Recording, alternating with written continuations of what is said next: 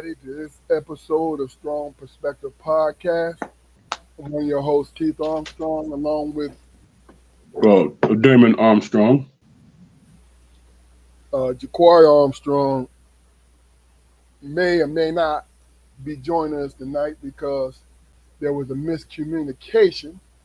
Because I thought that I would be on the road and I was going to cancel it for this week. But I also put in the message, if you guys wanted to come on, Damon, let me know. But I'm gonna chalk it up to miscommunication because he ain't never There called me. you go. There you go. We leave it like that, bro. That's what it is. But we about to be together. We about to be on here. Plus, I ain't upset. You know what I'm saying? I just Man, think that consistency consistency is what it is. You know what I'm saying? Like I can dig it. I What could have easily not did it. You know, because it would have been a more. I'm preparing to do some things. Travel. So, but like I said, what time you getting down? sometime in the morning. But consistency is what it is. You know what I'm saying? hmm Put that in the memo, man. Make sure everybody get it. So ain't no excuses. Yeah. Um, Consistency. that's it. I think that's where we fall short. No, I was gonna say we fall short of consistency. I think the direction that we point our consistency uh, towards kind of gets in the way of stuff. You know what I'm saying? Like if I want to gain wealth, right, and I'm working hard, that's consistent. But if I'm hmm also at the same time consistently spending above my means, that's basically spinning your wheels. You know what I'm saying? I think it's good when you find out where to point your consistency, points your energy, and it don't have to be forever, but it has to be a period of time in which you move the needle. You know what I mean? Yeah, I'm following you. You know, sometimes brothers be procrastinating. You know, Yeah, I'm one of but those. I think that's hereditary, bro. Procrastination, or it's just As a human normal beings, thing for everybody. that's why I said procrastination as human beings. I think hmm some of us have a little bit more than others, but I think it's in all of us, to be honest with you. It is. Well, I can agree with that. You know, I'm hoping my man wasn't out and about. You know what I'm saying? I didn't think about that until you said something. I sent him the message that if he's out and about, don't even worry Oh, about you it. just did. Yeah. So Oh, okay. you know, So I guess it might just be me and you then, brother. How was your day? my day was good, man. I got Yeah. things done that I needed to get done. Oh yeah. Yeah. Oh yeah. Because I'm easy. I'm easy. I am very easy when it comes to that.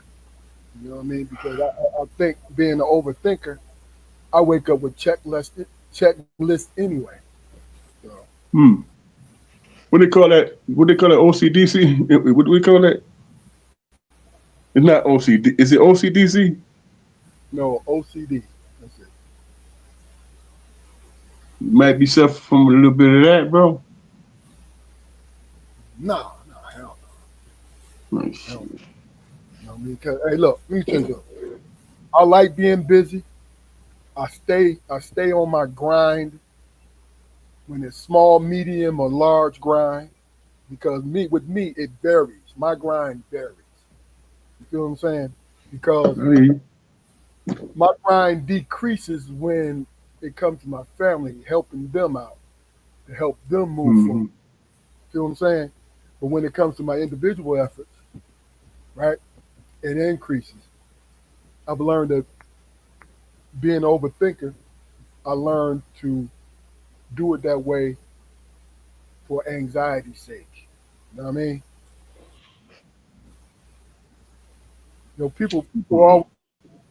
People want to be on 10. You know what it is? I'm listening. The problem, I feel the problem with things is always got to be a debate. There's always have to be a debate with everything in our entertainment, in our everyday life, in our relationships. There's a debate, right? Of course, you're going to have a debate when it comes to like individualized, say you and your mate, Mm-hmm. and you guys are trying to hammer shit out, hammer your relationship out, do things like that, right? And also, if you're related to a job, when it comes to your job, it's also a debate trying to get things, together. What up, So, bro? Yeah. hey, What's hey, going on, man? hey, that was Damon Cole, man. I look, Oh wow, that was me. I yeah, want to see well, my brothers, man. So guilty as charged, bro. What happened? but Jafar, in all fairness, I thought you was gonna give me a call if you wanted to. At the end of the statement, I said, "Hey, let me know if you want to go on solo, dolo." And you I ain't made it never a. told you. I ain't never told you I want to go on solo before. You faded in Can't and hear out. you, I bro. can't hear you, bro. I said I ain't never told you I want to go on solo before. No, no, Man, you did it saying. before. Oh, listen. Oh, it's What I cool. want, no, no. What I wanted you to do was just hit me back. That's all. And I should have reached out to you and Damon. Damon, he found out because he called me. You know what I'm saying? He called What me. happened? Yeah, what happened is that I found my phone and then I saw the message and then I called him. Then I was like, whoa, what's happening? So that's why I called because I had just seen the message. Yeah, but look, it's a miscommunication. It definitely was. I mean, Oh, lay on him what you was doing to me about consistency. no, no, no. This, You this, this, gave me this the don't. business. No, how? This don't apply. What are you talking about? I'm just talking shit. That was Uh, miscommunication. Period. I was just speaking on. How was your day, Jaquari? We already said. yeah, how was your day, bro? It was cool, man. Nothing uneventful happened. Everything was everything. Can y'all hear me You good? now you going in and out, man. I All don't. right, hold I on. don't. Uh, but like I No, said, yeah, bro. Don't be like me. but like I said, the reason why I even said consistency is because there's always a fight, and it's individually. I understand there's a debate, there's a fight because I got what you were saying, bro. you got to hammer it out. Well, I'm I, doing this. I'm doing this for other people because I know you oh, understand. okay. And what it is, it's a slight rant in the simple fact that most people feel that they have to be on opposite sides of things. Even when it comes to, You think that's most people, man? Really? yeah, yeah. Hmm. Even though I think that we want to be a part of the crowd, we want to go forward. I think it's I mostly think, I think it's mostly in our community. To be honest with I think, I think most people try to avoid confrontation, bro. Real you. Well, I talk. mean, I think a lot of people go out their way to avoid confrontation. okay, that's a good point. But they can think it, but they may not say Well, nothing. it requires effort, man. To bypass all that. And they can think it. Say you go to work. right? And it's some people who are extroverts and they want to get the job done, but you looking at him sideways like he think he's special. You thinking this stuff. He think he's special. Look at his loud ass. Here he go again. You know what I'm saying? And Mm. we've all done it. We've all thought it, right? But it comes down to our home training. What kind of people we want to be perceived to be. You know what I'm saying? That is all my opinion about it. The, you gotta think about it. Like I get frustrated. I get frustrated when, and I understand it when it comes from our community, how we are so far to the left on stuff, or so far to the right, and there's no in between. I mean, say if somebody get on and talk about law enforcement, right? And they swing to the left, and they talk about black policemen. Oh, they ain't nothing but sellouts. They selling our community. You know what I mean? Look at them. They just coming in our neighborhoods and oppressing their own people, right? Do And you think, man, people?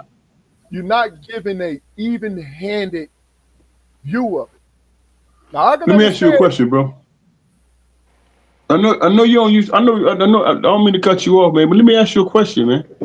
Do you think everybody feel like the way? Because there are a lot of people out there that got law enforcement in their family, man. That Everybody I, don't. Everybody don't think that. I'm You know not what I'm saying saying? that I wasn't saying everybody, but what I was doing was giving an example of how people can swing to the left and to the right and just give that hard view, even though in their mind a lot some of the stuff they're saying is garbage, but they want to be right. Well, you got some people out there want to be controversial, man, and be on some bullshit, bro. I mean, yeah, I guess. I mean, that's not to say, man, that you don't respect everybody's opinion because people have their opinions, man. But if you're gonna go, but you said you described people going all the way left. That's somebody that want to be. That's somebody that wants to be argumentative, man. I You know mean, what I'm saying? Especially, now, right? hmm? Aren't we living it now politically? Aren't we living that now? Either I far to think the a left lot of or people. right. I think a lot of people is paying attention, but you know they're paying attention, but they're concerned whether how is this going to affect my life moving forward? What am I going to do?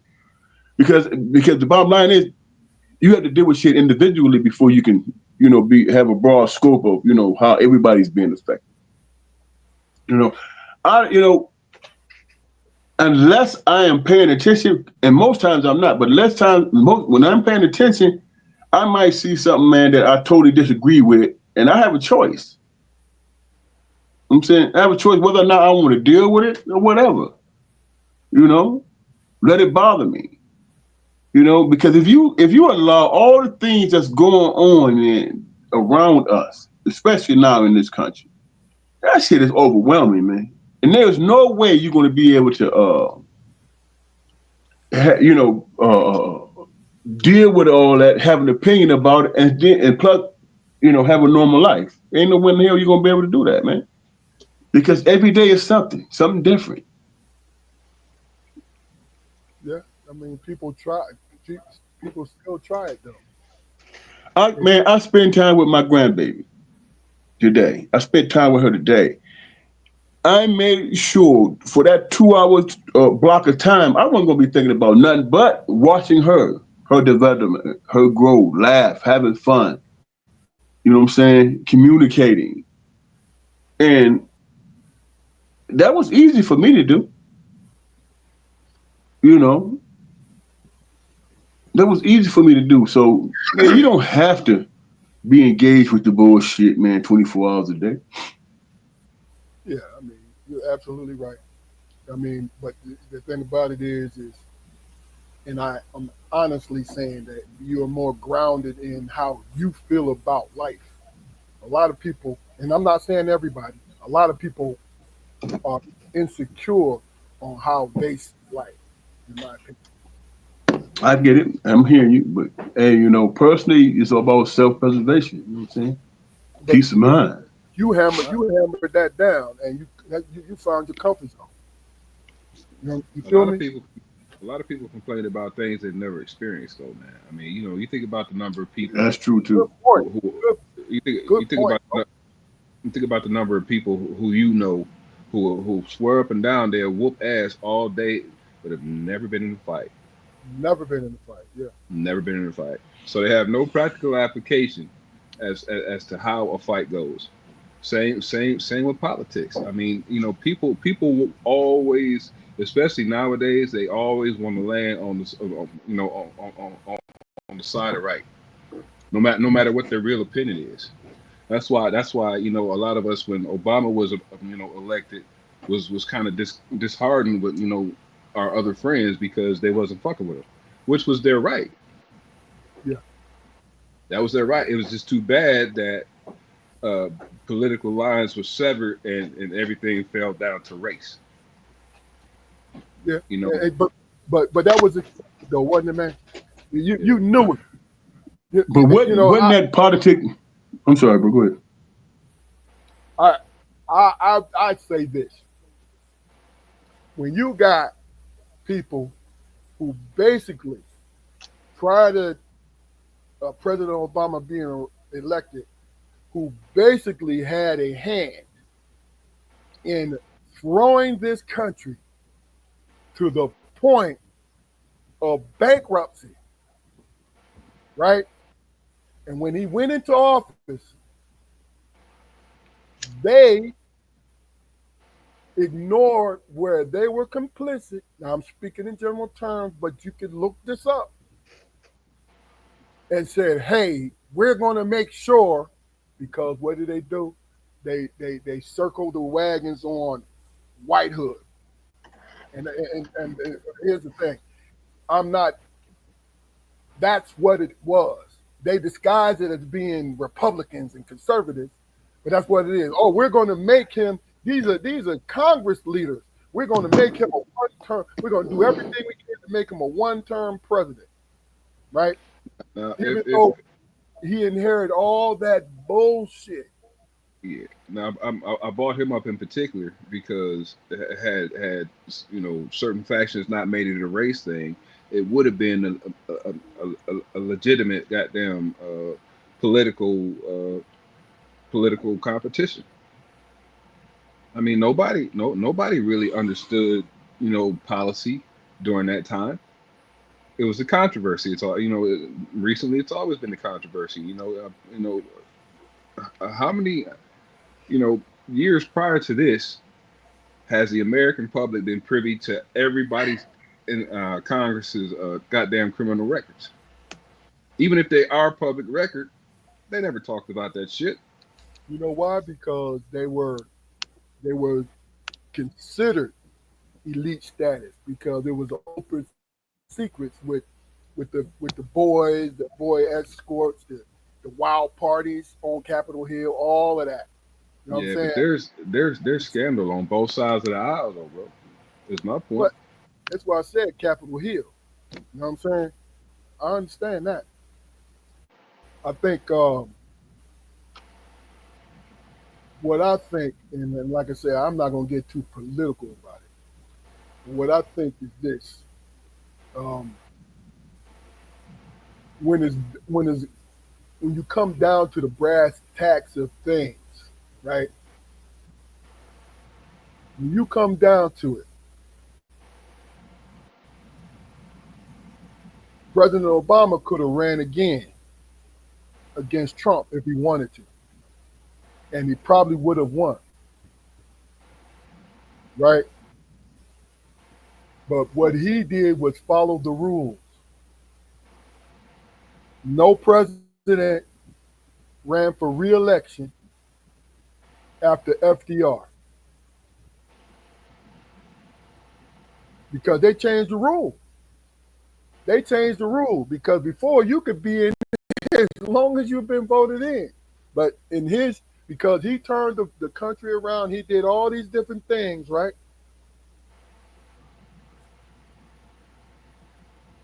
The American people kept voting him in. But when he passed away, and Truman was not a well-liked man, even though he won 2 terms. Did Truman win 2 terms or just 1? No, he only won 1 term. Eisenhower did. But the thing about it was he wasn't liked. So what did the opposite party? I don't know if it was Republicans. I believe it's Republicans. Well, whatever they did, they said, "Hey, wait a minute. FDR was in here for what, 4 terms, 3 to 4 terms." I'm a little rusty. I remember this shit. They was like, "No, we're not going to do that anymore." You know what I'm saying? So it's funny how if you're not careful, people will bend the current towards them, where they get the bulk of the water. You feel what I'm saying? Yeah. So what they ended up doing, they circled the wagon. This is why Donald Trump is in, because Donald Trump spoke straight, even though, during this whole time and now don't make sense in what he says, but they pretend to not hear what he says, because what he helped people to do, whether you think is a race thing or not, what he helped middle white America do was circle the wagon. It's us against them. Yeah, but he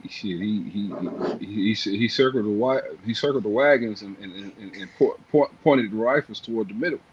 You know what I mean? But I mean, but they don't know that though. They don't know they voted against their self-interest.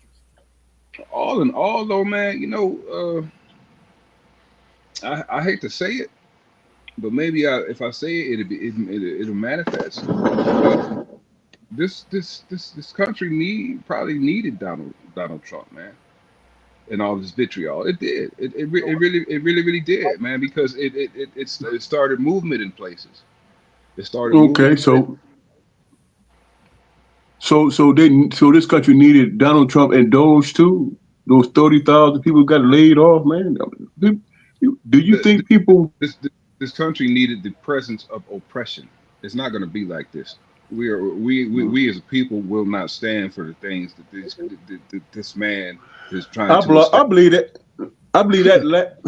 Remember, he was already president once, man. You know what I'm saying? And he was coming with all that. Now he's dealing with politics. Now he's dealing with the government stuff or whatever. But the first time he was on that white supremacy stuff, man. You know what I'm saying? So we already had a dose of what he is. You know what I'm saying? What he represent. You know, I think, and one of you guys said that he got in there because of white supremacy, because white people were being tribal. He got in there because a lot of people stayed home, man. They stayed on the couch. That's how he got his ass in. Who stayed on the couch? A lot of people stayed on the couch, man. Like who are you talking about? Black, white. In my opinion, man, a lot of black, because people are discouraged with the Democratic Party, man. I can't even tell you, both you guys, I can't even tell y'all the last Democratic president that I voted for that I felt good about was Obama, and that's because he was a black man. You know what I'm saying? But man, you'd be surprised how many times I did not vote for the Democratic Party, man, in terms of the presidency and stuff. You see, here's the thing: the Republican Party and the Democratic Party, right? They conduct smear tactics. And the reason why the Republican Party wins is because they smell like money to everyone. It's the money party. No. there's a lot of disillusioned people out there because the Republican Party always shit on poor people. So Okay. that's why kind of would you be difficult to. why would you be disillusioned with the Democratic Party if you The know that Democratic Party ain't got no backbone, man, and plus they don't know how to message, bro. all right. They don't know how to Let me message. Now, think about this. Think about this for a minute. A lie can travel further than the truth nowadays if it's repeated enough times. I mean, think about some of these things think about some of these things that American people, the American public believe, bro. You Okay, know so what I'm saying? Think about some of the stuff that they believe. who's lying? They both lying, Okay. but I get wouldn't it be? Go ahead. no, I get what you're saying, but I don't understand. If you know both parties are lying, why would you be disillusioned with? Because here's in a nutshell, just like cookie cutter shit.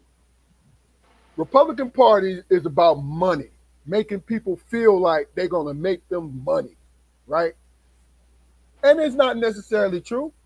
The only money in the Republican Party, the majority of it, right? The majority of the money are CEOs, these billionaires who call themselves Republicans, right? The Democratic Party is supposed to be the party for the people. But the thing about it is, you get voted in, but then you don't have the House. Then you don't have Congress. So you have to, when you really look at the whole thing, when we had Democratic president, it was Clinton. And Clinton was able to do whatever the hell he wanted to do. That's because he's a centrist, man. You know what I'm saying? And he pandered to the far right. He pandered to him. So he did, but he had the majority. how many brothers he lock up, man? How many brothers did he lock up? Don't bring that into this, man. I'm telling you what I'm talking about. The movement. Democrats are never able to do anything because the Republican Party will either have the Congress or the House. And when under Reagan, they had both. Well, Obama had both houses. First term. But guess what they did? But he had both houses. Yes. Guess what they did? They did everything they could. They smeared him. They smeared his wife. They threw everything in there. And guess what he did? He had to be non-confrontational because, first of all, he was the president, right? And secondly, they waiting for him to be up in there and scare everybody. If he had, yo, man, fuck y'all. Man. They was waiting for him to do that. And guess what he did? He never did. Hell, he barely do the shit now. To be honest. Listen, man. But he said, go ahead.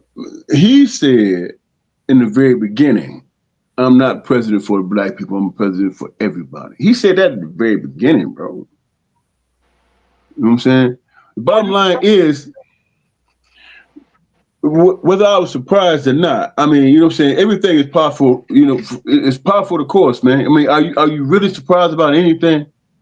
You know what I'm saying? They are animals I mean, they are truly who they are. They don't deviate from who they are. You know what I'm saying? People have the nerve to say, man, you're going to stay on the couch and we got to accept this, we got to accept that. How many times do you accept something that doesn't agree with you, man? You know what I'm saying? And when, at what point do you find power and strength in that one thing that's supposed to be for everybody that's, you know what I'm saying, that's American? The right to vote. You know what I'm saying? How the hell are you going to be convinced, man, that your vote means anything when people tell you, well, hey, man, vote for the lesser evil? To make that make sense. If there is a lesser evil to vote for, then you make that choice to do it. That's what they said. They saying they both fucked up. Hey, man, who the less fucked up? Vote for that. Yeah, but do a person if you're speaking to a brother or sister who found courage in saying, I can't bring myself to vote for any of those people, what's the argument after that? After they make that statement, what's the argument? It ain't no argument. Well, don't complain when shit goes soft or if things get fucked up. It's like that anyway. Okay, so when you do complain, what changes? What changes? Nothing changes. Okay, so And unless you got somebody lobbying for you. You know what I'm saying? You part of the establishment that they're listening to. Then you can see some change. But other than that, you're just like every other person complaining for no reason. Ain't gonna change shit. Look, if you understand, So why not say? So why not say I'm gonna step away, man, because I don't understand this shit. I don't agree with it. So forth. Okay. Look, this is what I'm saying to you, Damon. Because you are really and truly making great points. Right? And what I mean by that is you saying that, hey, people have their opinions and they have the right to be who they want to be. But yeah, especially if they get disillusioned and decide they're gonna step back. So when people step back, what should they do? And then I want you guys to answer this, and then we're gonna move on to the next subject because I did not want to do this political bullshit right now. And I'm calling it bullshit because I'm frustrated more than anything. Because I understand the game. I understand the game of politics. You know what I'm saying? So when you step back, Damon, I'm just going to use what you just said. Okay, I'm listening. When you step back, what should you do when you step back? You vote down ticket, your local government. What matters to you in the first place? What really affects your life? You know what I'm saying? Hell, how long have you had to wait for the government to send you something in the mail? You know what I'm saying? But when you're dealing with local shit, they at your doorstep. So when I step back, I'm voting down ticket. Okay. Jafar, what about yourself? I don't have an opinion, man. Okay. I think you have something, Damon, that if you make the choice to step back, and even if you don't step back, the majority of your effort should be an individualized effort, meaning controlling the things around you. You're talking about local voting and doing all that you have control over that. Absolutely. And you vote for your best interest. I mean, that's it. Because like I said, right. I understand the monster, the political monster. I understand it. So I get frustrated when, not you guys, but I get frustrated when I run into somebody who tries to make it make sense when it's not even designed to make sense. Well, isn't taking a step back and voting down ticket in your region and all that, doesn't that make sense? Yeah, well, what's your point? I'm just saying. What I'm saying is, just because you choose to make this decision doesn't mean that you don't do the things that affect your life, man. You know what I'm saying? It could be something as simple as being able to have a car that you're working on in your yard, and the municipality says you can't have junk cars in your yard. That affects you because that requires, you can get fined for it or whatever. That affects you, you know what I'm saying, in real time. as you know what I'm saying? When you think about governmental situation, whatever, vote for president and senators and Congress, whatever, that shit, man, they start 2 years out before they start, they start polling and pressing the flesh and all that stuff 2 years out before the election even happens, man. So you have time to weigh out how important that shit is. You know what I'm saying? As opposed to your city government and municipalities and your state and all that. Okay. So if I chose, me personally, if I chose not to vote for the president, you know what I'm saying, I didn't feel bad about it because I knew I was taking care of home. And I'm not finna get in an argument with some clown talking about if you ain't vote, you ain't got nothing to say. Come to my neighborhood, come to my district or whatever, I have plenty to say. But if you want to talk about that national stuff, hell, when one election is over, 2 weeks later, another one starts. So it's all purgatory as far as I'm concerned. I got it. I got it, man. We're gonna move on. Um, Good points, Damon. You know, I think a lot of times we just gotta, you know, grab control of our life. Even though you don't want to, you gotta grab control of it. So I've been doing a lot of reflecting. You know what I'm saying? Not because things is down, but because I'm here. I'm able to I'm able to complain. I'm able to be jubilant. I'm able to see. I'm able to speak. I am here. I am here at this moment. I am here to see this moment. So let me ask you guys, when you were children, what was the one thing that you said you were going to do when you grew up? And did you get it done? And for me, it was college, man. It was when I went back when I went back the third time, it wasn't as hard as I made it out to be the first couple of times, and it was just very important, man. It was a personal goal, and it was like one of the last legit personal goals, man, that I really really worked hard every day for.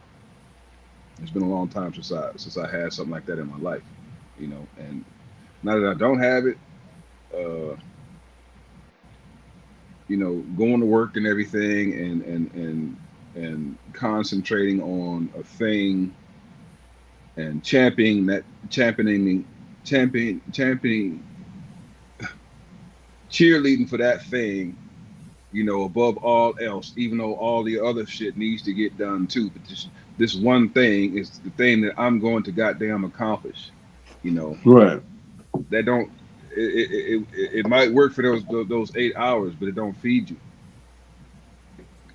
I mean, it can't it can't sustain the creative soul. It can't. Problem solving and creativity, they're not they go hand in hand, but they can be two totally different things. Take you into So the what? opposite. What happened? I said they take you to two opposite directions sometimes. Well, sometimes, yeah. I mean, but a lot of times, especially during the periods of your periods of creativity, man. Problem solving. is, it could be the root of the thing. You Yeah. know, I want this aesthetic, this particular aesthetic or whatever, but there's really no way to achieve it. So what I'm gonna do is I'm just gonna try shit, and Mm. that's basically like, that's an example. That's what Orson Welles did when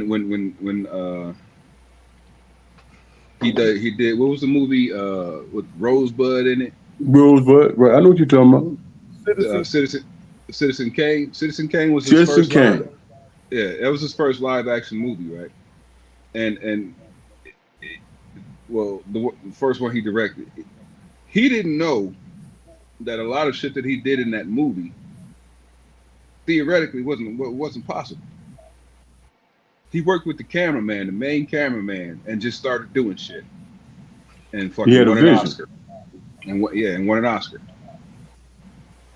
But that same scenario, man, if he would have had people telling him that he couldn't do it, probably never would have happened. Sometimes when you That listen to people too much, yeah, you get stopped. yeah. But that's that spark I was talking about. You know what I mean? Gotcha. Damon, what about yourself? What when you were young, was it something that you told yourself you wanted to do when you grew up, and did you do it? Yeah, I did, and by the grace of God, it worked out for me. And this is what I mean. When I was a kid, you know how you. Excuse me for a minute. When you were a kid, man, you know how you rebellious and shit. And you tell yourself, man, when I have kids, I'm gonna be different. You know what I'm saying? And you create this imaginary world in your head about this is what I'm going to do. This is going to be slightly different from how I was raised, but you know what I'm saying? I'm going to do it my own personal way. You know what I'm saying? I'm going to do it my own personal way. Not knowing that you think you're doing it different, but you're incorporating what you experience and what you learn from your parents, and you interjecting that into your mindset or whatever. You just kept, you just refining the situation. And for me, that's exactly what it was, man. I wanted to go to college, man, and all that stuff, but that was because somebody convinced me that's what I had to do. You know what I'm saying? But on a personal level, thinking about how am I going to be when I'm in my 30s or 40s and my kids are going to school and I'm interacting with them, how am I going to interact with them? How am I going to, you know what I'm saying, do it? Am I going to find my own path in raising my kids? Is this going to be something, man, that they take from their experience growing up with me that they're going to incorporate in their kids' life? That's what I thought about because I felt like, as far off and as distant as it was, I felt like that was something that I had some control over. If I did, like you said, Jacoy, go to college, educate myself, get a good job, be able to buy a house, be able to stack money, have a savings account, build on some shit, right? Being able to simply afford having kids. You know what I'm saying? It's something that you have to think about. You have to use your imagination in order to what do you say, turn a bad situation into something that's workable, that you can deal with, that you can be consistent with. So yeah, at a young age, I thought like that because there were a lot of things that I didn't agree with. You know what I'm saying? In my own personal understanding of how I was trying to understand the world. There's a lot of things I didn't agree with, and I asked myself, how do I address it? What would I do different? So that's how I always thought. So as a kid, yeah, I was in that mindset. Gotcha. So my reasoning and understanding of the question was, there were several things. When I grew up, I said when I grow up, I'm going all the way. I'm gonna have a freezer full of food and a refrigerator full of food. Right? Simple thing. When I grow up, I'm gonna have every kind of clothes that I want. When I grow up, I'm going to have a job and be consistent working that job, whether it was basketball, whether it was a regular 9 to 5, no entertainment job. And it's funny, the examples I just gave you, they're very simple. And I think as I was going along, when it came to the food in the freezer, refrigerator, because I was a greedy child. Meaning, I wanted the abundance. You know, we ate. You know, usually we had fried. Everybody got not necessarily the biggest piece of chicken, but we got 2 pieces of chicken, 2 pieces of pork chop, right? But you know, I'm 6'9", Ja'Cory 6'8", Damon, you 6'5", right? So we were some hungry ass kids. You know what I'm saying? So I simplified things, and it was step by step. I didn't do it on purpose. That was just me understanding how easy I was to please, because I understood my intelligence. So each time that I accomplished that small thing, my confidence grew. It grew, understanding that I go through that checklist. Bing, bing, bing. That's my checklist. Like, oh, okay. You know, used to when I'm in my 20s and working, I would just go and tell me if I did this, go and just open the refrigerator and look in that motherfucker. Didn't want nothing, just look up in there. Because my goal was to live in abundance for me, for my family, right? My problem was 2 things. I was too easy. It was too easy for me. And secondly, I didn't have a plan to sustain it.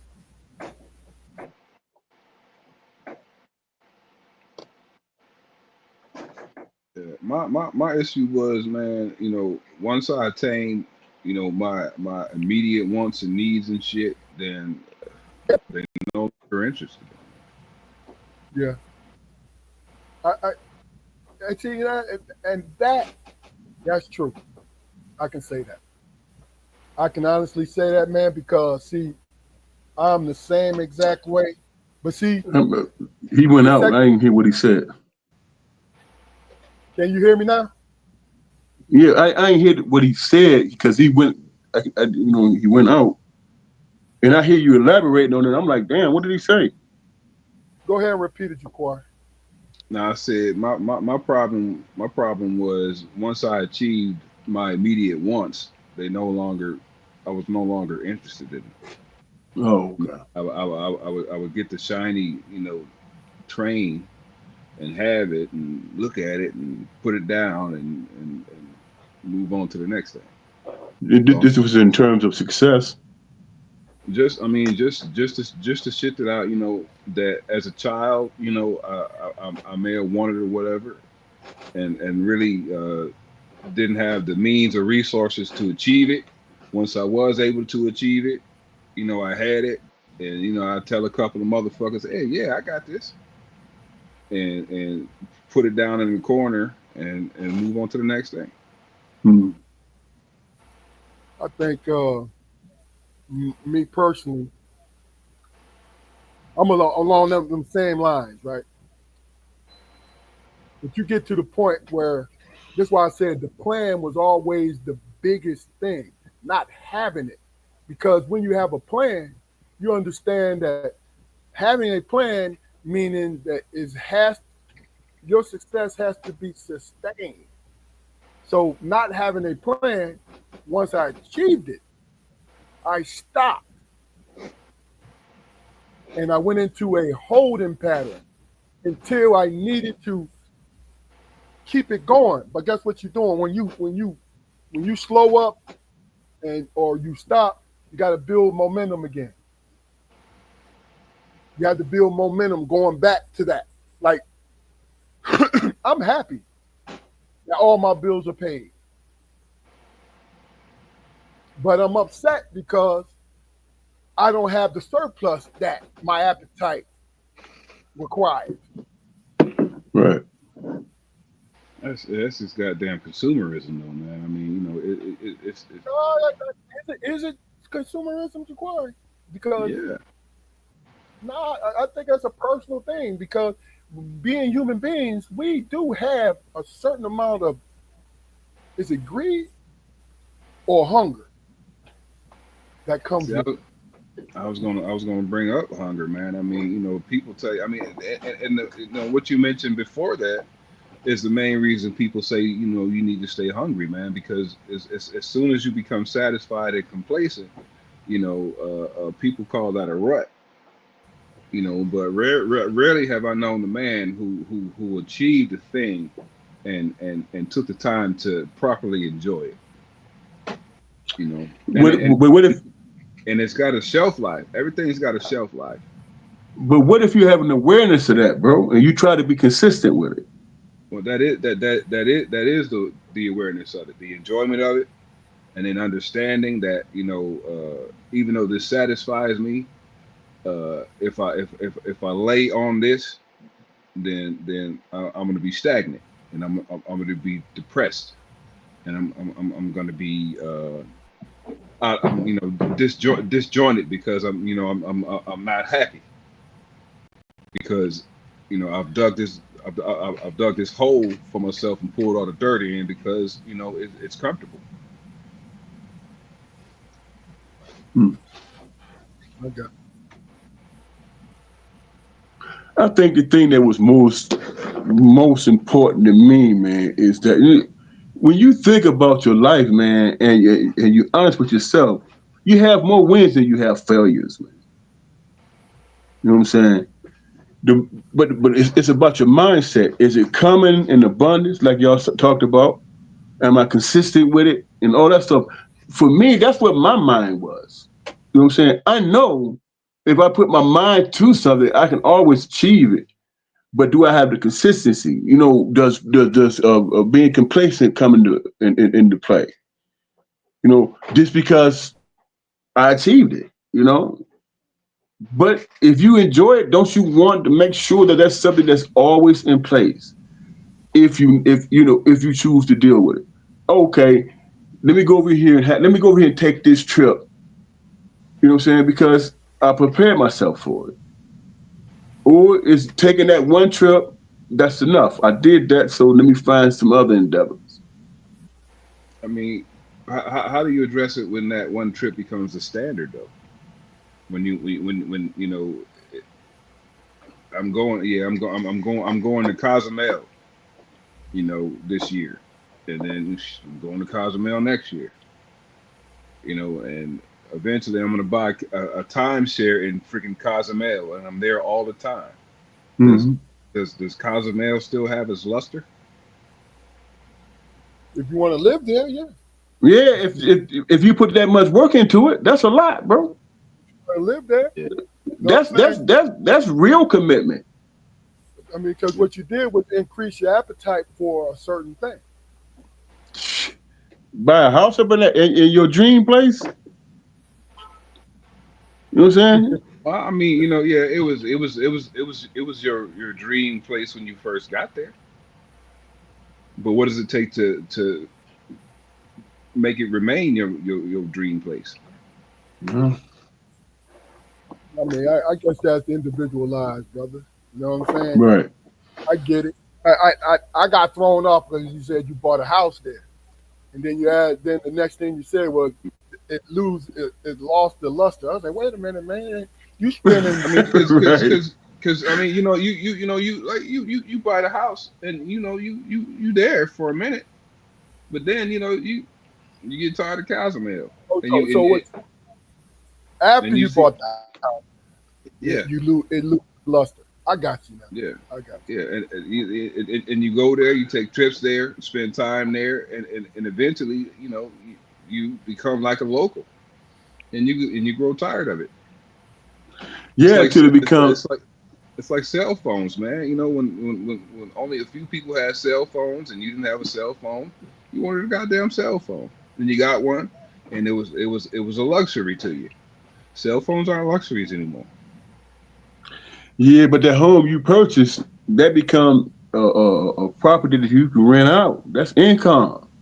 Yeah. Well, You know what I'm saying? There's levels to that. if you're one of the lucky few who can get out there and hustle that income up, you got to worry about the fucking overhead. You got to worry about damage. You got to worry about fucking cartels, all that shit, man. Come on, man. It's more problems, more money, more goddamn problems. you. Yeah, I mean, I'm following you. yeah. But look, let me tell you something.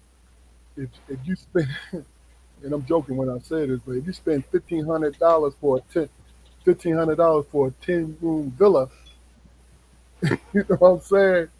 And the overhead ain't gonna be shit because all you gotta do is pay. All you got is look. Like I said, I'm joking You said because $1,500. you gotta understand. I know people who are retiring and going to. I'm trying to think. A couple places in South America. They got retirement communities down there. In Thailand, they got retirement Oh communities, yeah. and the actual dollar goes mega miles. You know what I'm saying? That's why I was joking about the $1,500. I don't know how much, but the point is the cost of living, and then you're eating real food. You ain't eating nothing processed, so you're adding 10 years to your life. Is that you can't drink the water because you're getting rid of all the good food that you ate. No, It's a major upside to it, ain't it? hey, look, But I understand what you're saying, though, Jacory. yeah, I mean, yeah, I when I get understand where you're coming from with it, bro. when you said you lose the luster after you buy the house, I get that. I get that because being a homeowner, all three of us know, being a homeowner is a big ass responsibility. Yeah. Then look, you in the Virginia area too, Jaquari. So your property taxes is monster. Man, it's a bitch. I'm like, man, shit. I shit. I was about to say I sleep on the couch, but I ain't having my wife sleeping on the goddamn couch. I mean, but it's like, and then Yeah, man. people with rental property, man. You talk about some mavericks. You taking a chance with that shit. You are You taking are. a chance with it. A lot of people got patience for that, bro. But at the end of it, man, because they got a routine down, because they got a system, it works for them. You know what I'm I saying? tell you what. But then if you got an Airbnb in hot spots, beaches, different places, you know what I'm saying, and you get lucky with getting the right people in there. You know what I mean? Like me personally, I would not, when it comes to entertainers, I would not, I would exclude them from my Airbnb. You want to know Okay. why? And this is stereotypical, but they're more destructive than regular people, man. They don't appreciate the stuff that they're in because they feel like they can buy it anyway. So they do whatever the hell they want. You know what I'm saying? But like I Well, say, that's stereotypical. No, if it don't hold no sentimental value, then hey, they can go ahead and do what they do, and I can sue their ass. yeah, that's true. That's true. All right, let me ask this.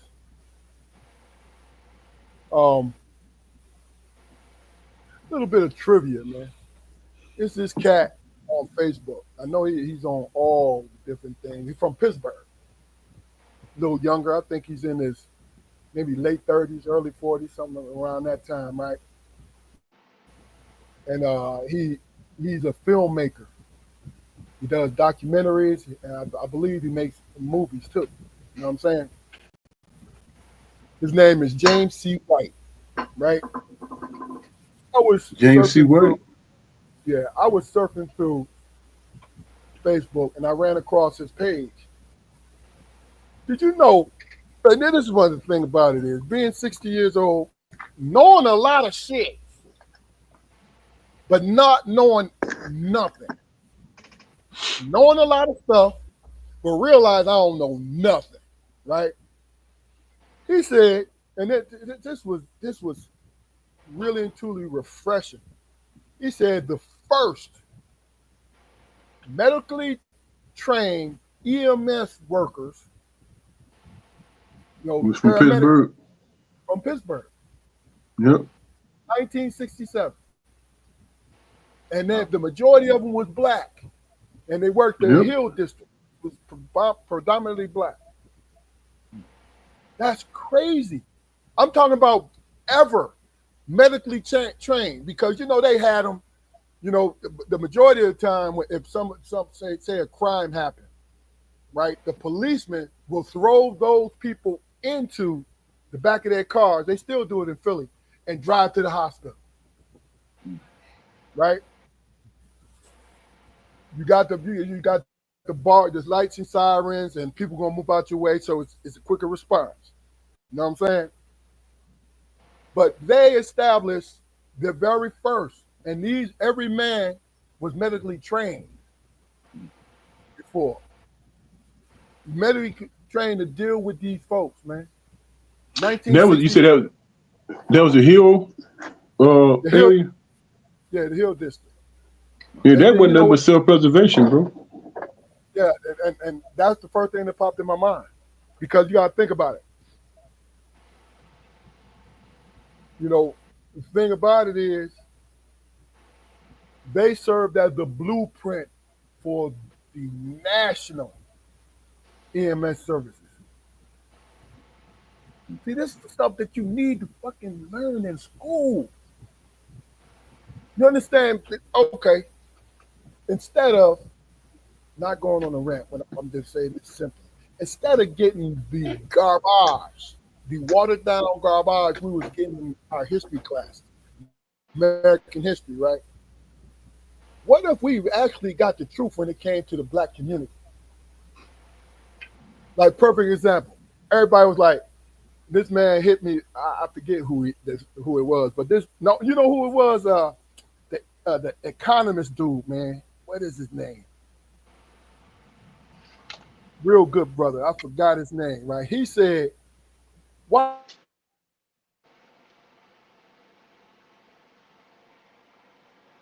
do you think for not knowing your name? But you're famous anyway, so fuck. He said, why do you think there were so many slaves when it came to the cotton, tobacco field, and different fields, right? Why do you think they got so many slaves working that? He said, people always thought that it had to do with the labor. But what it really had to do with, the simple fact, he said, bringing folks from Africa, or whether they were here already, they knew how to farm. And as a matter of fact, the people who had them captive didn't know how to farm. The slaves were the ones who took care of the actual product. And I was like, man, that's a different angle of looking at things. Because we've always been made to believe that our ancestors to these white people were just livestock, but it was actual farmers. You know what I'm saying? I'm not saying, oh, you should be a sense of pride. No, when you have these kind of things in perspective, as a young man, understanding, getting information, you lead your life in a different way. Farmers, skilled laborers, carpenters, goddamn, what have you. I mean, by virtue of the fact that when they came out of slavery, when they got emancipated and they just let go, they went and built communities. You know what I'm saying? Yeah. And it wasn't because nowadays they say stuff as stupid as the positive thing about slavery is that they learn trade. You know what I'm saying? That's what they're saying now. They were the trade. Right. Right. So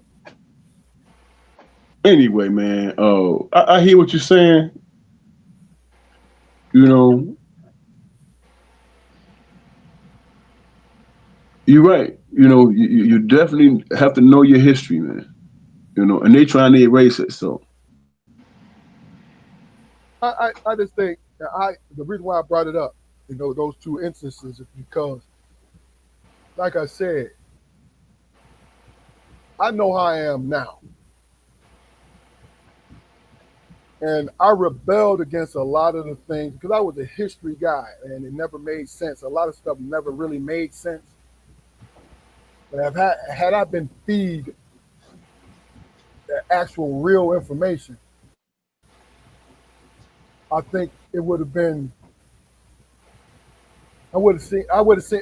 I love seeing life different from an educated stance. Is basically what I'm saying. You know what I mean?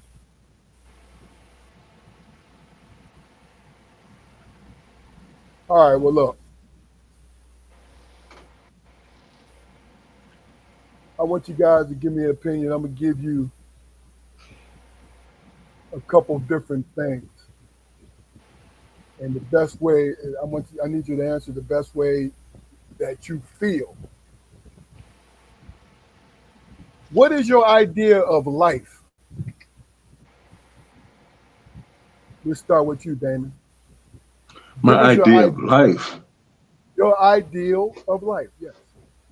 I mean, that's a broad question. It's meant to be broad. What comes to your mind? On a personal level? On a personal level, it's like the Constitution say, the pursuit of happiness, man. Okay. If I'm thinking about my individual self, now in the broader term, it's about people recognizing that they need each other to function in a society. You know what I'm saying? You could be tribal, but respect somebody else who might be just as equally tribal as you.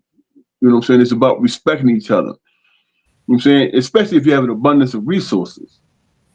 Now, if the resources are scarce, that's a whole different problem. But I don't think America suffers from that.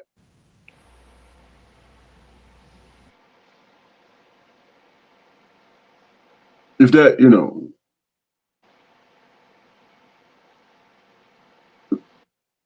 if that answers your question, is my point, bro.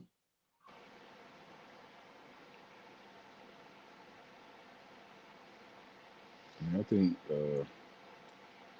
life is about opportunities, man, and having the wherewithal to recognize them. Once you recognize them, doesn't necessarily mean that you're going to capitalize on them, but the ability to see shit and understand, how something could possibly pan out, in a couple of years. I mean, it's a gift.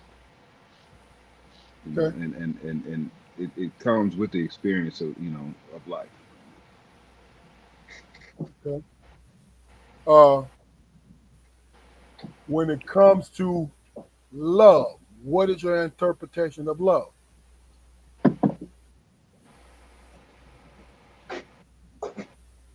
It has to coincide with my self-worth, man. You know what I'm saying? Do I love myself? Do I love myself enough to have a just life? You know what I'm saying? That has to coincide, it has to come together. People have to fit into that.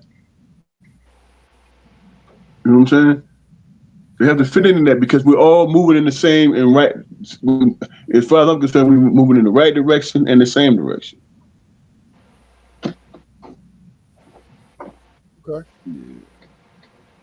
I'm gonna say, man, that love needs to be necessary.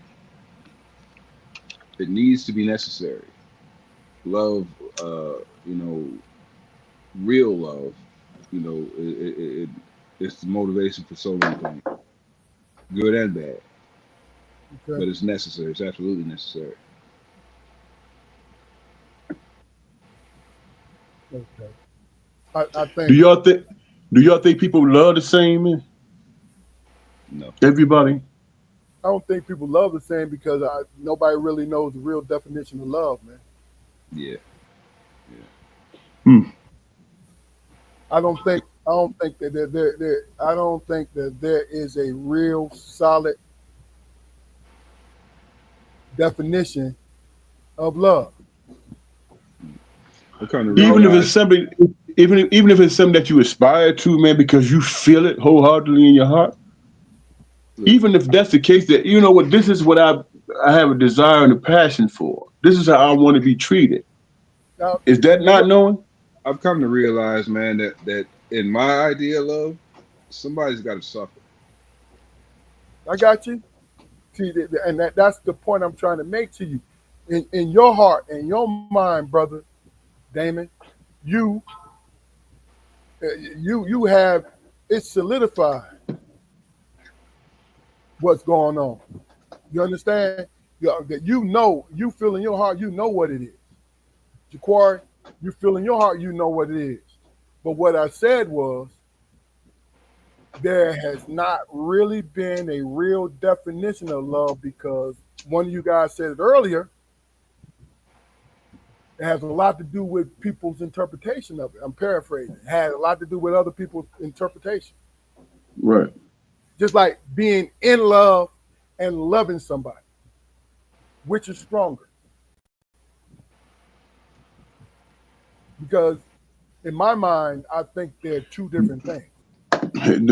Being in love make you do foolish things, bro. Now you do foolish things because you panicking. You don't want to lose that feeling. But say if you don't lose that feeling, right? Being in love is a temporary thing. Love kicks in afterward. When you're being in love with somebody and then eventually loving them. Because Well, loving, here, hold on, loving them has to do with longevity. Being in love is a temporary thing, my opinion. well, the irony of your statement, bro, is you said nobody knows, but you definitely had a definition. What did I just say to you, bro? I said to you that everyone has their different interpretation of it, but there's not a real definitive answer. Okay. That's my opinion. That's what I was saying. That's my opinion. I might be wrong, but there's not a definitive. Okay, let me put it like this. And it's oversimplifying when I say this. Sticking your hand in a flame, everybody know that shit gonna burn, right? But do everybody know what the real reaction of being in love is? Is it something that we read? Is it something that we see? What is it? I think it's an actual experience, bro. I'm gonna be honest with you. But that might be And sentimental. yeah, but see, that's what I'm saying. It's your opinion. I'm not debating it. I'm just this is what This is what I see, and you guys is giving Right. me what you see. That's all. What's going on, sis? Love you, What's up, baby? but um, that's trick. It's tricky, man. You want to know why? Because I understood a long time ago. Being in love, the feelings are intense as hell. You know what I'm saying? It's intense, but that intensity goes away. I mean, there's really So, no set or sound technique to it, man. You know, if you try to protect yourself, you're gonna be viewed as selfish. If you give too much of yourself, you're gonna be looked at as a sucker. I mean, you know, where's the middle ground? You know, that's why I said that my idea of love, you know, somebody's got to suffer, and that's, you know, right, when you done, one of those somebodies could be me. okay, Damon, let Jaquari explain that. Somebody got to suffer, and I then I mean, want you to chime. I want you to chime in after that. you know, when I was a little kid, man, you know, my idea of relationships, even though I've seen, you know, many examples of what I believe to be healthy relationships, man. You know, I was always the one, you know, catered to. I was always the one being taken care of. I was always the one, who made the decisions and was put on the pedestal and all this and all. You know, it's never been like that. It's never been like that. And thank God, because I wasn't I haven't been self-centered in my marriage. I haven't been self-centered in my relationships. I understood that, love is give and take, but it's not transactional. I don't think it's transactional. I mean, I could give you a good argument as to why it is transactional, but in my heart, the love I have for my wife, for instance, I've never experienced anything like it. So So the expectation of it is can be transactional, but in reality, that could be that you can stub your toe on that. yeah, the shit you do because you think it makes that person happy, that's the transactional. I mean, Right. Yeah. But whatever happened to, man, I'm doing this for this person because I choose to do so. That's That's that's really what what I it is. that's what I live off of. Bro. if I I'm was doing this there, because that's what I want to do. You know what I'm saying? If it's outside of that, then that's somebody else's, but expectation. what if that person understands that and they have malicious intent? That person ain't for you. And what if I they mean, don't? that's obvious right So there. so what if you go through doing all of this stuff for this person because you love them and they don't bother to tell you that they have malicious intent, Nobody's And ever that's gonna right? look. And If and you're a that taker, that you're a taker. You ain't give you don't give a shit. that but that's covert. that is the paradox of love. How many times have you has a person had to go through that shit but and actually learn from it in order, for it not to happen again? but what about holding out hope, People man? I people get mean, people get I mean, burned all the time. to have cynicism, man, is That's not detrimental to cynicism. yourself. That's not cynicism. That's your idea of love. But Your idea of love will keep you living the But how? same patterns, bro. Yeah, but how do people always hold out hope for their prince charming and their princesses, man? They write fairy tales about this shit, so people think that love can't be exact, man. I mean, look, you're supposed to hold out for the right person. I, Right. I, I whether it's done or not, you got equal parts argument for and arguments against whether or not it works, right? But man, hell yeah, you better be choosy. Even if your man is the most handsome person that you dreamt of, your woman is the most beautiful woman you dreamt of. If her personality is fucking horrible, you will be miserable. Yeah, and you come to the conclusion that you made a bad choice, man, and you But learn from that shit and you but, move on. but if it's the fairy tale, you're not gonna move on, bro. Yeah, if you still trying to find that same fairy tale, you're gonna look for the same patterns. Yeah, but you look, You're gonna fall victim to the same shit. but fairy tales are examples, man. They're not your exact life. Of You, course. you feel what I'm saying? If you're looking for a Prince Charming, you ain't gonna never find them because because your expectations is way up here. Why wouldn't they be up there, man? And you you have the choice to bring them down. You have the choice to think if they're not realistic, right? Where? But who affects you the most, man? The person that knows you, the person that you gave yourself, that you open yourself up to. They know you the most. So in heated arguments, in hurtful situations, they're gonna go there.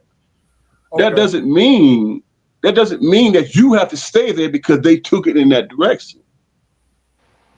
You know what I'm saying?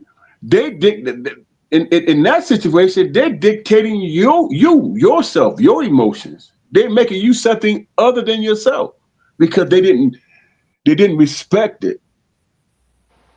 So if you want to stay, what do? You ignore the malicious intent, the crossword said. What do? If you want to In your stay, then you need to go. If you want to stay in that type of situation, then you need to go see somebody and get your head examined, bro. Because that's what they call that. It's not fair, man. Uh It's not that's Damon. what. Damon, that's not fair.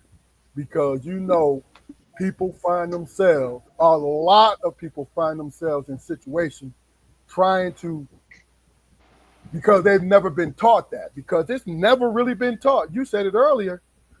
It's a fairy tale. What we're being fed growing up is the fairy tale. If you don't pay attention to your parents, but you pay attention to the story, you're gonna find yourself in some real,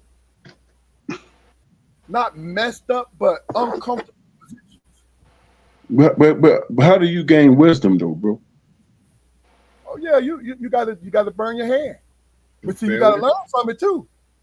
Exactly my point. You gotta learn from it. I think when it comes down to it, when it boils down to everything that where we're trying to do and where we at with things, right? It is a sad thing because like when it comes to my sons, my number one teaching tool is love that person that you see in the mirror. Because once you fall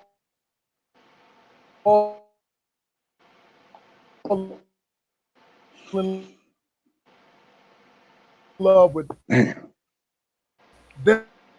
them or love them, not fall in love. Once you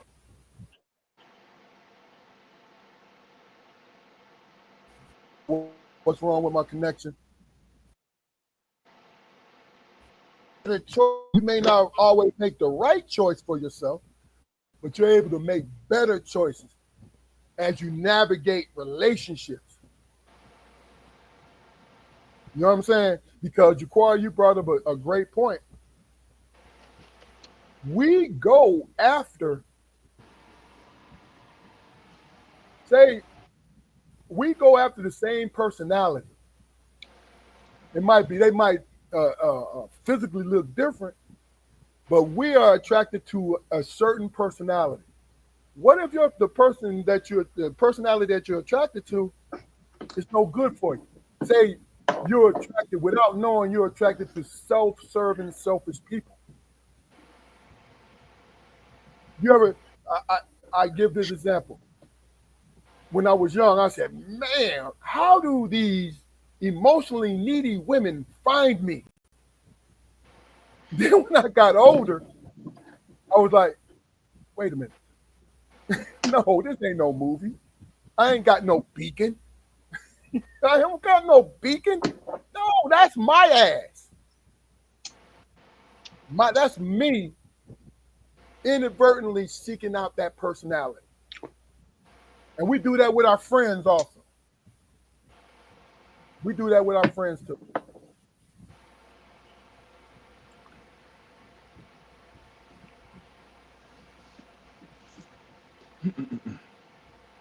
All right. Next topic.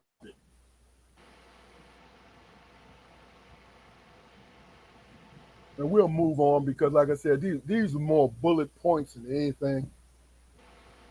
When it comes to sports, and this is, I'm gonna be very specific when I say this. When it comes to sports, can sports be used as a teaching tool for adulthood? A teaching tool for adulthood? For adulthood. Absolutely. Yes. Elaborate for me. Sports is going to teach you, man. Sports is going to teach you how much you're going to invest in yourself, man. You know what I mean? And that requires you recognizing your weaknesses, your strengths. You know what I'm saying?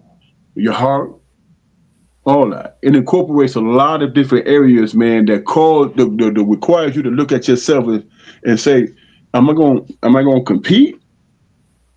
Or I'm gonna just let somebody just run me over.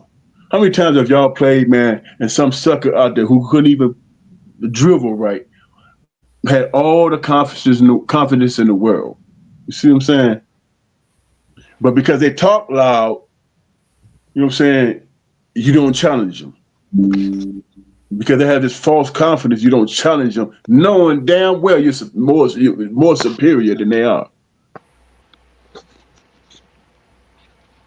You know, so that's what I mean by, at some point in time, whatever sports that you play, you're gonna find yourself, man. You're gonna find the thing that you fear the most. You know what I'm saying? And that's playing the sport. You're gonna find it. And the people that take on that challenge, man, are the people who's gonna be successful in life because they can incorporate that in everyday life. You know what I'm saying?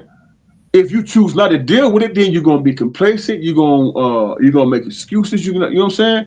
You're not gonna meet up to that challenge. And what I mean by challenge, that thing that you experience on the floor, or on the football field, or on the diamond. You know what I'm saying? It's gonna hit you one way or another. You know what I'm saying? Be it when you're unprepared, be it when you're tired as hell and you're out of shape. You know what I'm saying? You're gonna be questioning what you could have done. You know what I'm saying? Better to overcome this challenge. I think that's what it done, what it did for me. Okay. People in the chat, if you have something to offer us, I should have said this earlier.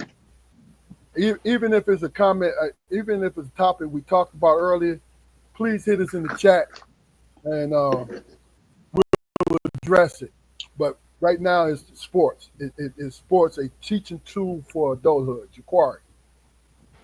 Yeah, sports taught me, man, that just because you're on the team doesn't necessarily mean you're gonna be coached. That's true.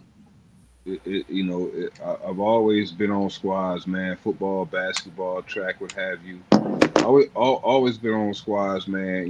Where there were 5 guys who had all the attention, or that to me that was the perception, and just being a drone.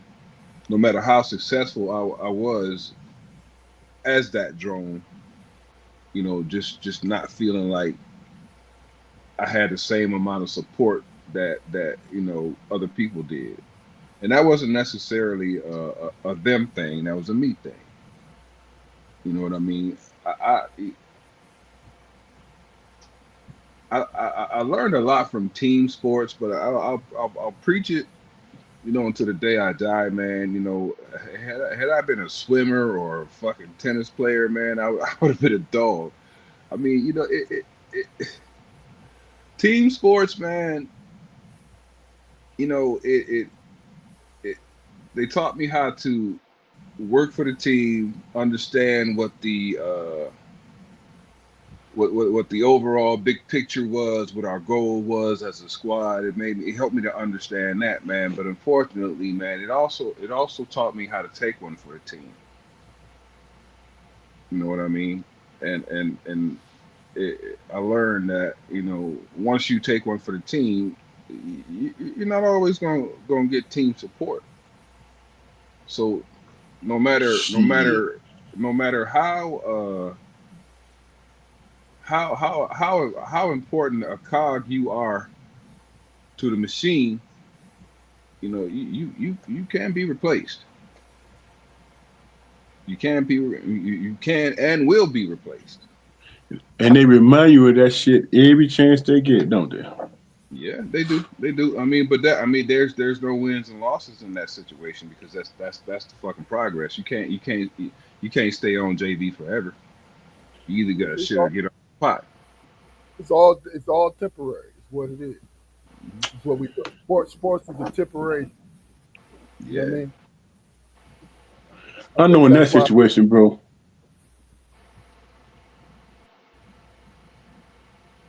Go ahead, bro. No, go ahead. What was you gonna say? Like just to add on to what you saying, Jacory, that's what kept me motivated, man. That was the challenge. That's what pushed me to that edge. And it all came out of resentment. You know what I'm saying? Resentment, being rejected, being challenged, somebody to take my spot, that was fuel for me, man. You know what I'm saying? I had control over that. Okay. You're looking for somebody to take my place? Okay. They gotta take it from me. You know what I'm saying? And at that point, I don't give a damn about the team. It's about me. Because my goal at that point, now I'm gonna be in the rotation.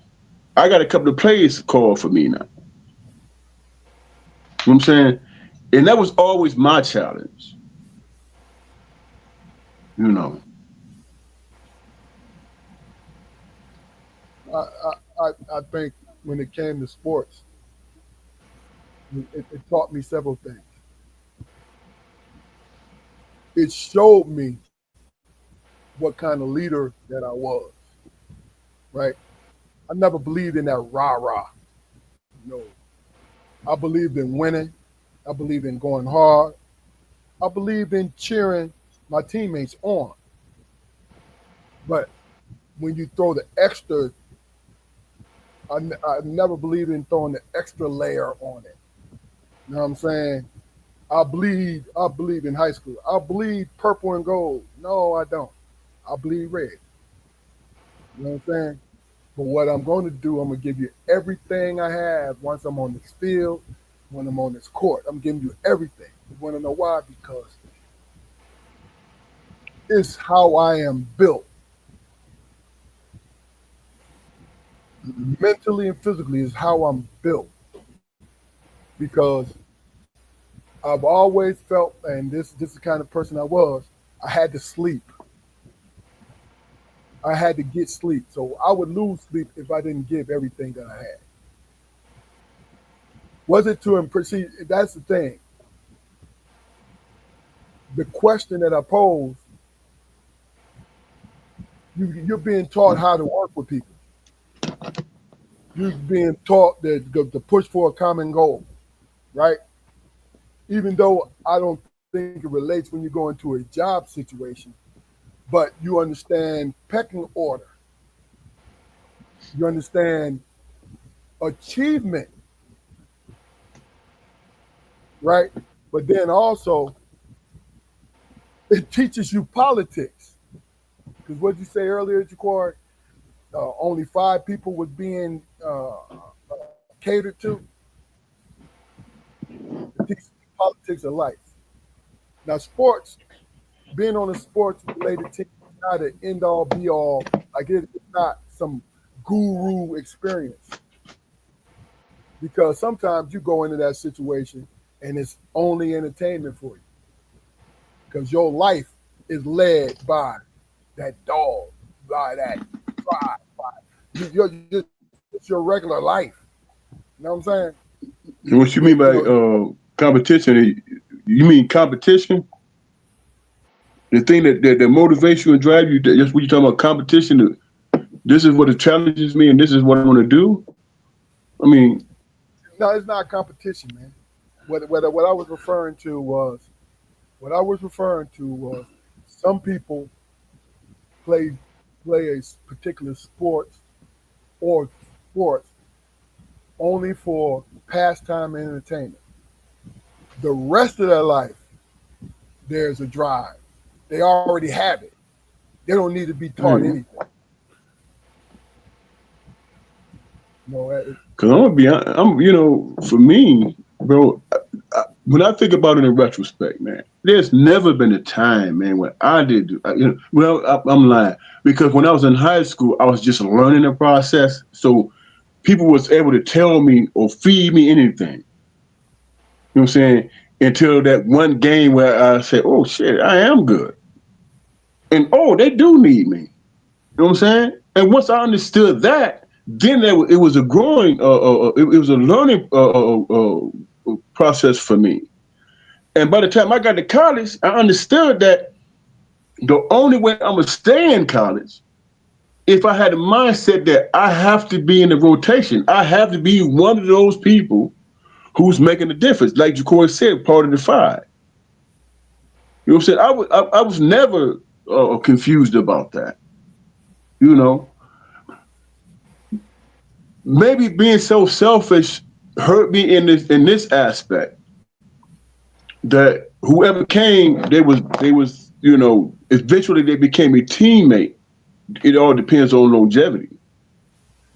But there was a challenge. There was something that I had to prove to people in charge that don't put us in the same category. We're in different places, man. You know what I'm saying? This is my focus.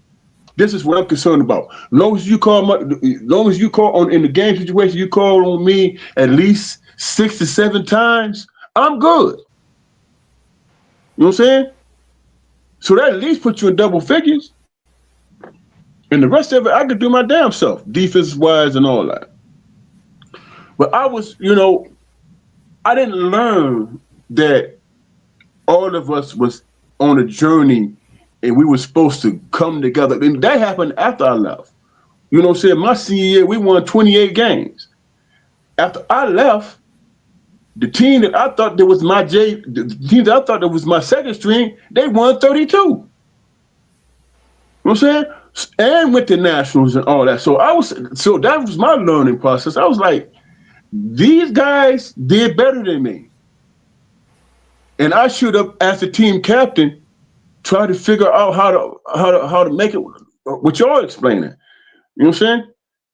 But I never did that. I was like, man, no, every year they bringing somebody in here to take my place. So I have to, that's what I was mainly focused on. And contributing year in and year out. If that makes sense. I mean, I got you. I think that when it comes to digesting where you are and exactly what you're actually getting from what you're doing, a lot of maturity. What is your maturity level? I mean, I've always had. See, what motivated me was my love for everything. I'm not just talking about sports. My love for everything, to see everything fit together like a puzzle. But guess what? Everything don't fit like a puzzle. So what I had to do was resolve in, okay, what am I doing and where am I going? What sense does this make? Because what I left, I have a handle on. I have no regrets. I've learned, even when mistakes was made, I've learned from those mistakes, right? But I was being unrealistic when I thought that I could get a handle on being happy. Because if you do not understand that happiness is work, and sometimes you got to force yourself to be happy, you're gonna struggle. It's my opinion. I mean, but I mean, when in terms of happiness, man, I mean, that's some cosmic shit, man, because so many things have to so many things factor in. I'll be right back. I gotta make a quick. So many things factor in, man. So many stars got to freaking align, man. For you to have, your idea of freaking happiness. And rarely does that happen. That's true. That's true. I mean, you can be happy with some of the shit that you want, but for the most part, the majority of us, man, if we don't have everything, every box ticked, because that's what the goal is. I'm gonna wake up this morning and I'm gonna tick this box and I'm gonna be happy. We don't tick that box, then we can't, we tell ourselves we can't achieve happiness. It's bullshit. Right. Exactly. I mean, if you look up the definition of happiness, isn't it that momentary thing, man, that give you joy in that moment? And you're like, wow, man, I'm really loving this. I'm really having a good time.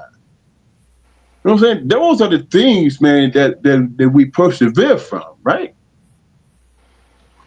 Because expectation has to coincide with everybody being, in agreement with each other. You know what I'm saying? If that's not the case, then that's something that you learn from. You say, okay, next time I do it differently. You know what I'm saying? Next time I'll be a little bit more selfish. Next time I have a little bit more awareness of my selfishness. You know what I'm saying? It's all situational, right? And in those situations, you find some things that bring you joy, that make you laugh, something that you remember, experience that you had. You know what I'm saying? It's like, man, you know what? I really had fun last year around this time. That exists, man. And that is part of your experience. Now, from that point, then there's a choice. Do I recognize those things that truly gave me something in the true definition of happiness? Or do I dwell on the things that, you know what, I'm not even going to mess with it because I know what the outcome going to be and I don't like it? You know what I'm saying? That's still a choice, isn't it? You're still making a choice to deal with something that you don't know, that you do know that's not going to give you happiness, or to deal with something that you do know is going to give you happiness. And you have choices. It's not like you just getting shit on all day, every day. It's not like you like slap rock and shit and the world is just caving in on you. Wowzy, woo, woo. Right. That character was a motherfucker. Some people feel that way though, bro. Man, that's hell, bro.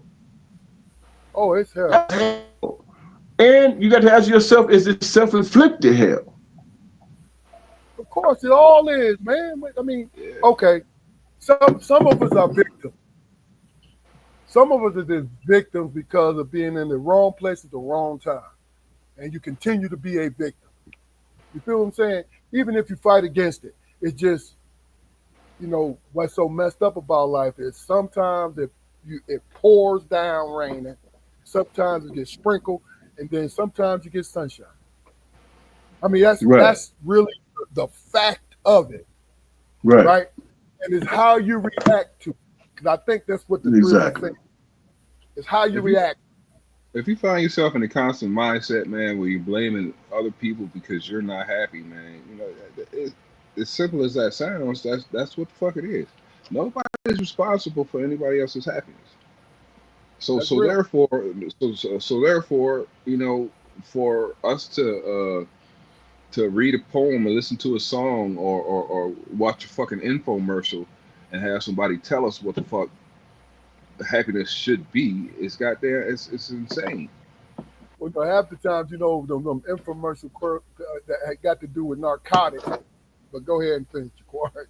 You know what I'm saying? they have too many side effects for me, man. Yeah, I don't listen to it.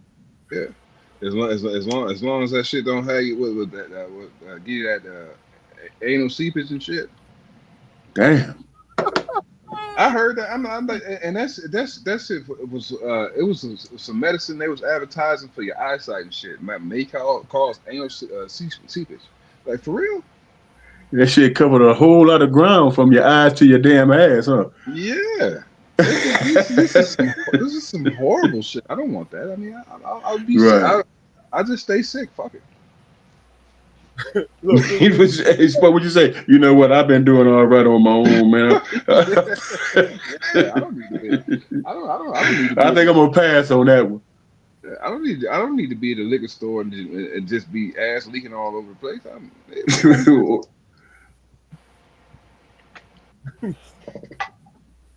sneezing. Oh, Shit. man. Like, oh Lord, let me get out of here. Oh, I was at a bar once, and the table across from me or whatever. This lady, she was grinding on this dude's lap or whatever. She sneezed and just shit all on his lap. wow. Damn. Oh man, oh, it's as nasty and funniest shit I've ever seen in my life. He wanted to fight. Hell, Okay. I don't know, Spo. I don't know. Okay. I don't know if I could have went straight. Huh?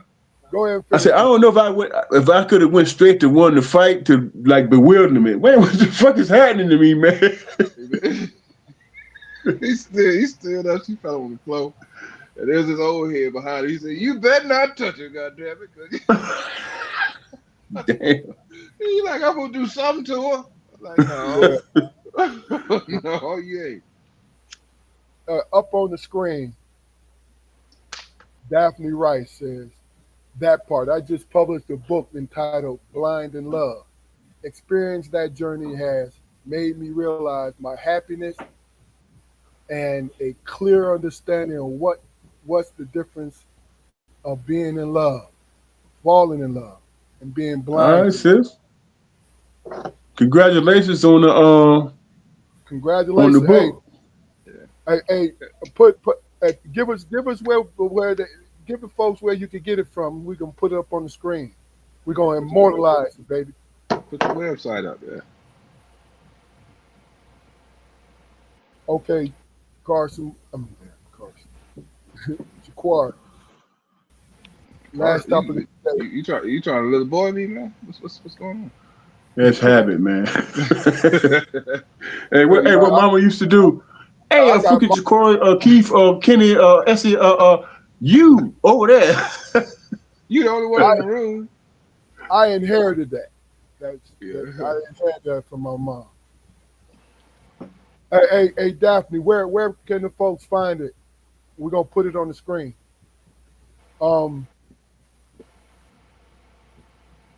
Last topic, and real quick.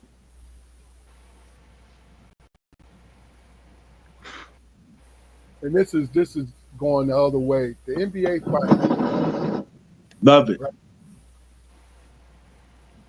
I I'm think gonna get me a jersey, fellas. Win or lose, Halliburton, I'm getting that jersey, bro. the book is on Amazon and Kindle, folks. Go check it out. Daphne Rice. The name of the book is Blind in Love. Blind in Love. All right, well, I'm gonna show you some love, sis. We got you. I don't know. I've never been this kind of guy, man. But I'm not enthusiastic about the NBA playoffs. Mostly because I've been spoiled. I'm the last of the baby boomers. Jaquari and Damien, you're what, Gen Z or Gen X, right? Whatever that means.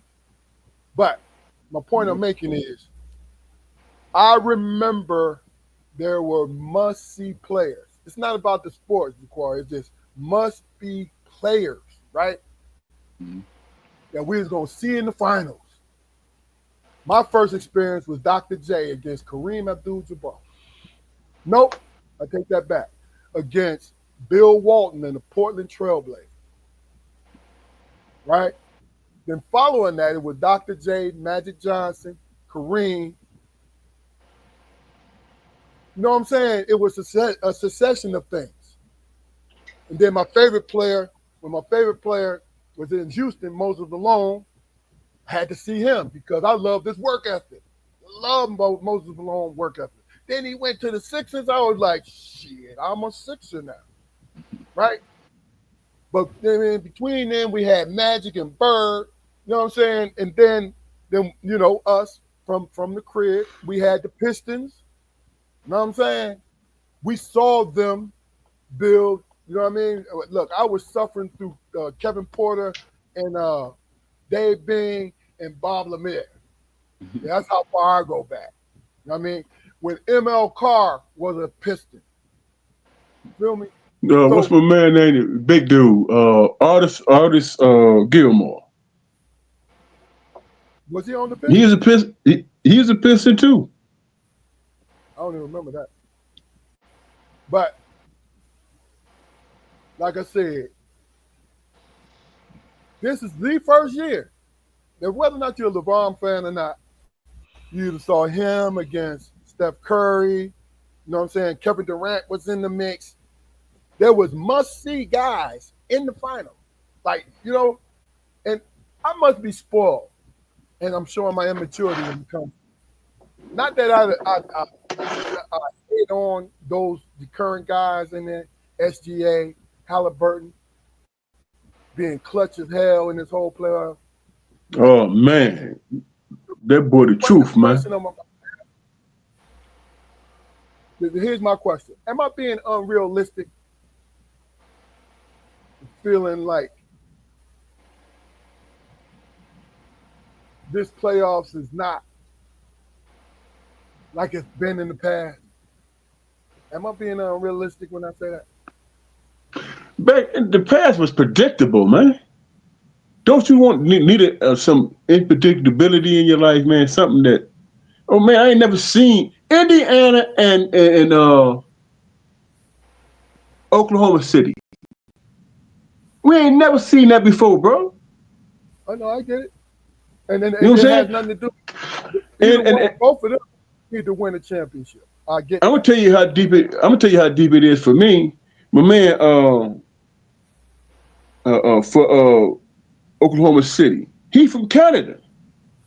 Yeah. You know what I'm saying? You look at the last 5 NBA championships. Who won them joints, man? Who was the ones, you know, the main characters who won them joints? You know what I'm saying?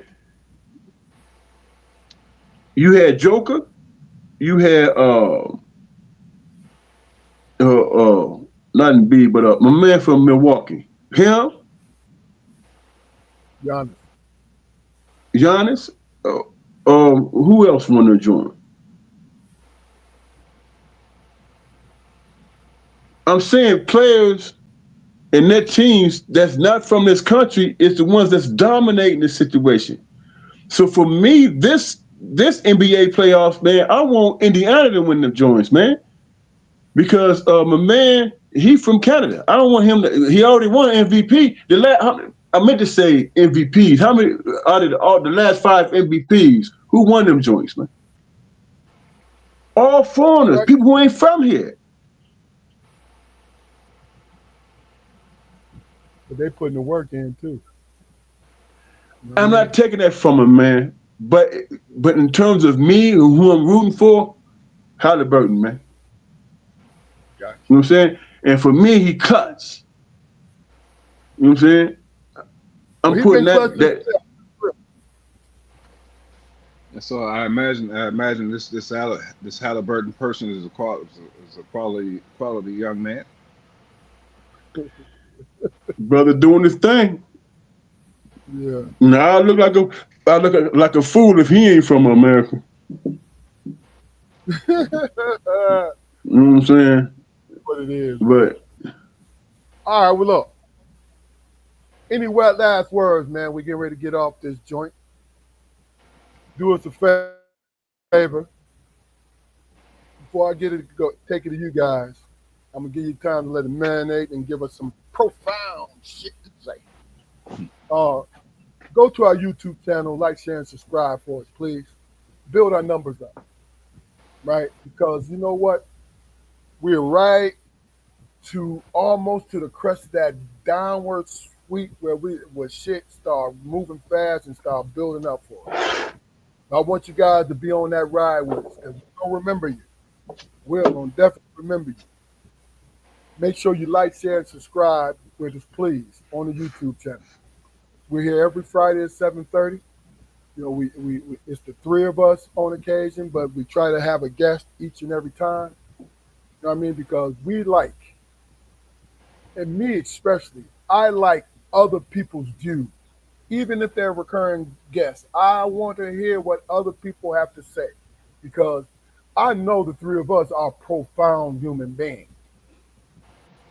But it is also promoting conversation amongst ourselves. Under my name, you'll see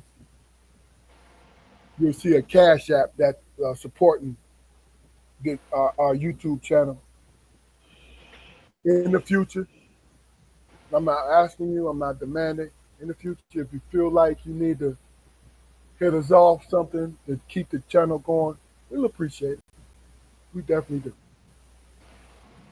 So please like, share, and subscribe. Guys and young ladies, I'm on Facebook. If you want to come on, message me. If you have my number, hit me up. We're going to go from there. I want to thank Daphne Rice. The author. I want to thank Abdul Malik Jihad, aka Mark. This is my wife's cousin. Real solid, good brother. Thank you for checking in on us, man. We appreciate you. But please go like, share, and subscribe. Damon, any last words? Yeah, stop and smell the roses, people. Whenever you can. Find, you know what I'm saying, find your peace and your happiness and recognize and enjoy it. Quart. Wow. Young folks, boys and girls, even though you might be too young to have children, you're parents. You are parents because you are raising yourself. If you make decisions and give yourself advice that you would give your children in the future, you will be okay. We're going to get past this because that motherfucker not going to be in there long. Thank you for your time. I look forward to the next. We appreciate you, folks. We're on that sweet spot. We're on our way. Take the train with us. Take this ride with us. This is a hell of a ride, and I enjoy this immensely, and I feel like my brothers do too. This is Strong Perspective Podcast. See you next week. Peace.